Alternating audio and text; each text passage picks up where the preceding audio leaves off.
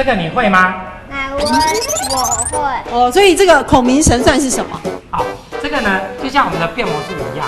像魔术师会读心术，上台的小朋友轻易说中别人心里想的号码，也同时学会了用客家话说人体器官。答案是什么？用客家话来讲，来请。有没有答对？有。成就感刺激学习欲望，紧接着大人小孩在教室里玩了起来。每个人把瓶盖打开来，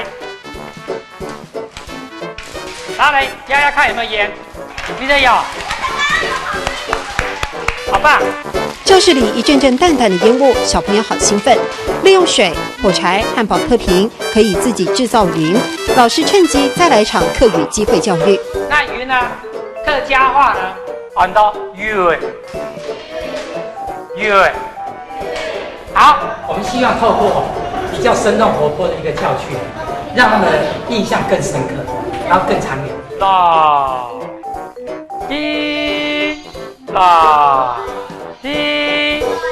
自己摸索玩具的物理原理，因为方式有趣，孩子们感到新奇，更能专注。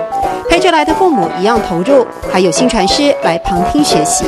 能够把这个东西呢，不仅传承给我们的社区的小朋友跟大人，我们也希望说，我们的所有的新传师呢，能够透过这样的一个方式呢，来把他的课程那么上得更活泼生动一点。关贤尚认为，点燃孩子们的学习热情是老师的责任。设计200多种实验，自己准备器材，没有课本的课堂上，一样看得到学习成效。用客语教科学，用科学来教客语。客语新传师巧妙的设计，可以让学客家话变得更生动有趣。让唔會莫，捱會，讓唔會莫，捱會。